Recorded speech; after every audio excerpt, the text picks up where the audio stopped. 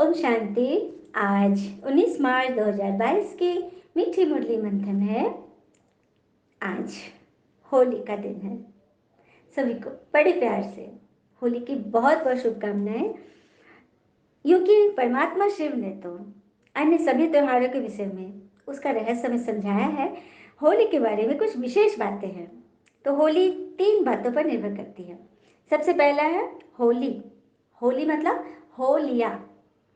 बीती को बिंदी लगा दो, जो बीती बातें हैं वो बीत गई, मतलब होली। ठीक है, मतलब बीती बातें, जीवन में जो भी अतीत में जो भी दुख दर्द जो भी आया वो सब बीत गया। दूसरा है होली, मतलब मैं तो हो गई, मैं तो परमात्मा की हो ली, उनके श्रीमत पे चलना ही अब मेरा धर्म है, मेरा कर्तव्य है। तो तीसरा है होली अर्थात पवित्र, हंस बुद्धि बनना है, होली हंस बनना है, यह भगवान हमें कह रहे हैं। तो हो गए ना 3 बात होली से संबंधित। इसके कारण से एक कथा भी है, आध्यात्मिक कथा है कि जिसे कहते हैं ना कि सृष्टि चक्र के 2 भाग हैं, ब्रह्मा का दिन और ब्रह्मा की रात। तो ब्रह्मा का दिन में सत्युग त्रेता आ गए और ब्रह्मा की रात में द्वापर कलयुग। तो कलयुग में मानव आत्माएं विकारों से इतनी वशीभूत हो गई कि उनकी रंग बदरंग हो गई। बिल्कुल कैसे होली में सब रंग लगा के कैसे दिखते हैं, कोई अपने आप को नहीं पहचाना कि ये मैं हूँ क्या। तो ऐसे बदरंग हो जाते हैं, विकारों से भर जाते हैं। तभी परमात्मा शिव अपने ज्ञान के संग का रंग लगाकर, ज्ञान के प्रकाश का रंग लगाकर शाम से गोरा बनाते हैं। और ये पर वर्ष के अंतिम माह में अंतिम दिन मनाया जाता है। पता है ना, बहुत लोग को पता है हिंदू नववर्ष होली के नेक्स्ट दिन से शुरू होता है। तो हो गया ना, परमात्मा शिव भी आदि मध्य अंत में ही आते हैं, एकदम लास्ट में, और हम बदरंग बच्चों को खूबसूरत बनाते हैं, हमें चमकाते हैं, है ना। तो चलिए सुनते हैं भगवान आज हमें कौन सी वाणी से समझा रहे हैं। बाबा ने कहा, मीठे बच्चे, मैं आया हूँ तुम्हें इस दुख के लोक से निकाल सुख के धाम में ले जाने। धाम पवित्र स्थान को कहा जाता है। भगवान आए हैं हमें दुख के धाम से, लोक से निकाल कर सुख के धाम में ले जाने। क्योंकि धाम कहते ही पवित्र में, कहते हैं ना, जब हम तीर्थों पर जाते तो क्या कहते हैं, मैं तो धाम से होकर आया हूँ। धाम अर्थात पवित्र स्थान। प्रश्न है, यह बेहद का खेल किन 2 शब्दों के आधार पर बना हुआ है। उत्तर, वर्षा और श्राप। बाबा सुख का वर्षा देते हैं और रावण दुख का श्राप देता है। तो यह है बेहद की बात। देवी देवता धर्म वाले बाबा से वर्षा लेते हैं, आधा कल्प के लिए फिर रावण श्राप देता है। तुम बच्चों को स्मृति आई है कि हम निराकारी दुनिया में रहते थे, फिर सुख का पाठ बजाया, हम सो देवता क्षत्रिय वैश्य शूद्र बने, अब ब्राह्मण बन देवता बनते हैं। तो देखा कौन सी बात पे पूरी सृष्टि का आधार है। तो वर्षा और श्राप, भगवान से हमें वर्षा मिलता है और रावण विकार हमें श्राप देता है। क्योंकि विकार में जाते हैं क्रोध लोभ मोह में, तो क्या होता है, श्राप मिलता है ना, कितना फंस जाते हैं उसमें। गीत है ओम नमः शिवाय। ओम शांति। यह है बेहद पिता की महिमा, ऊंचे ते ऊंचा वह भगवान है, यह तो सब जानते हैं। ऊंचे ते ऊंच भगवान की मत भी जरूर ऊंची होगी, इसलिए कहा जाता है श्रीमत अर्थात श्रेष्ठ मत। सभी भक्तियां उनको याद करती है, वह है भगवान तो भगवती भी चाहिए, पिता है तो माता भी चाहिए ना। तो एक होते हैं लौकिक माता पिता, दूसरे होते हैं पारलौकिक माता पिता। लौकिक होते हुए भी जब कोई दुखी होते हैं तो पारलौकिक को याद किया जाता है। अब तुम्हारा लौकिक संबंध भी है, पारलौकिक माता पिता तुम्हें परलोक में ले जाते हैं। लौकिक को बंधन कहेंगे जिसमें दुख है, लौकिक में बंधन है क्योंकि वहाँ दुख है। माँ बाप बच्चों को पालते हैं इस उम्मीद से कि बड़े होकर ये हमारी देखभाल करेंगे, और अगर नहीं करते हैं तो माँ बाप उदास हो जाते हैं, क्योंकि इच्छा कर लेना। इसीलिए कहते हैं बाबा कि यहाँ हर संबंध में यदि आप एक्सपेक्टेशन रखोगे, हाँ एक्सपेक्ट करोगे, और वो पूरी नहीं होगी, तब तो फिर वो दुखधाम ही बन जाएगा। इसीलिए भगवान ने क्या कहा, मैं तुम्हें दुख से छुड़ाए सुखधाम में ले जा रहा हूँ। किसी प्रकार की कोई इच्छा नहीं करनी, इच्छा मात्र विद्या, मतलब इच्छा से अनजान, इच्छा क्या है पता ही नहीं। फिर बाबा आगे कह रहे हैं, माया ने आधा कल्प श्राप दे दिया है, तुम्हारी बुद्धि में सारा चक्र है, इस चक्र का कभी अंत नहीं होता, निरंतर चलते रहता है। फिर ड्रामा, फिर वर्षा देने बाबा को जरूर आना ही है। अब बाबा आए हैं, जानते हैं वर्षा लेंगे वही जिन्होंने कल पहले भी लिया था।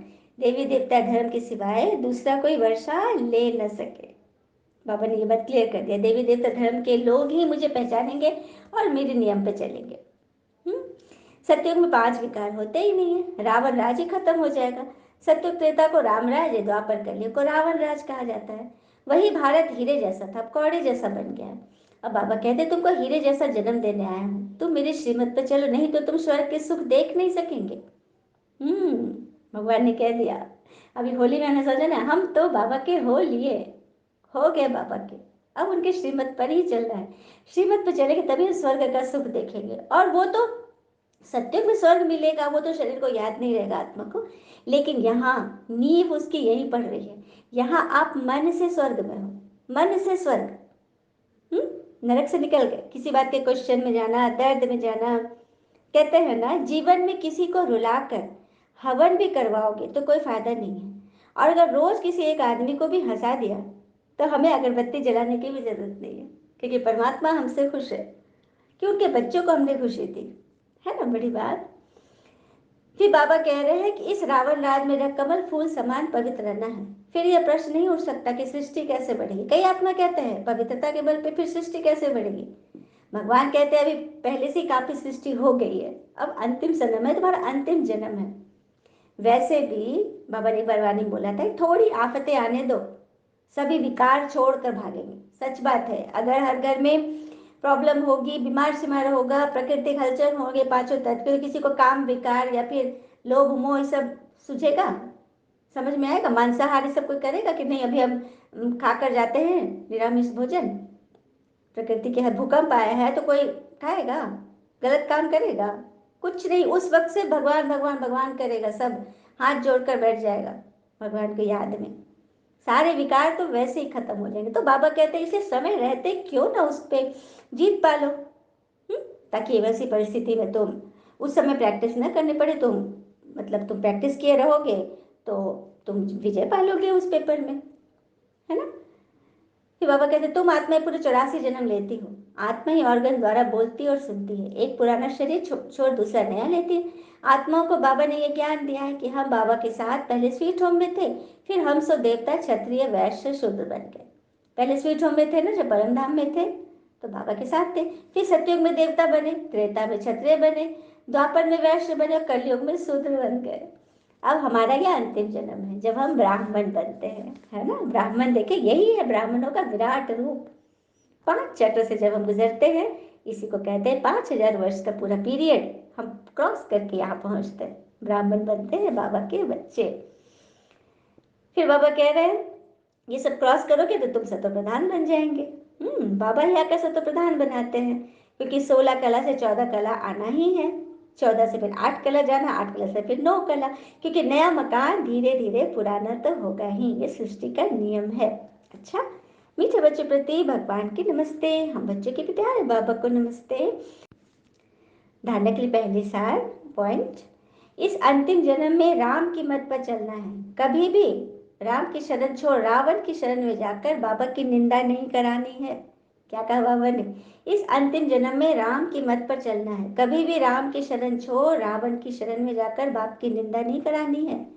दूसरी पॉइंट, सजाओं से छूटने के लिए योगी बन विकर विनाश करने हैं, पवित्र दुनिया में चलने के लिए पवित्र जरूर बनना है।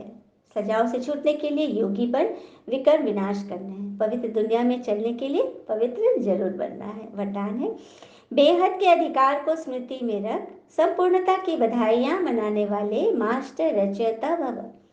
बेहद के अधिकार को स्मृति में रख, संपूर्णता की बधाइयां मनाने वाले मास्टर रचयिता बनो। कैसे बनेंगे, तो संगम युग पर आप बच्चों को वर्षा भी प्राप्त है, पढ़ाई के आधार पर सोर्स ऑफ इनकम भी है और वरदान भी मिले हुए। तीनों ही संबंध से इस अधिकार को स्मृति में इमर्ज रखकर हर कदम उठाओ। अभी समय प्रकृति और माया विदाई के लिए इंतजार कर रही है, सिर्फ आप मास्टर रचयिता बच्चे संपूर्णता की बधाइयां मनाओ तो वो विदाई ले लेगी। नॉलेज के आईने में देखो कि अगर इसी घड़ी विनाश हो जाए तो क्या।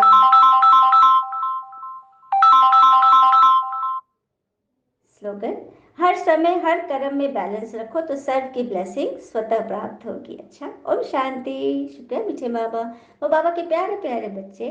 थैंक यू बाबा, ऑल इज वेल ऑलवेज। ओम शांति।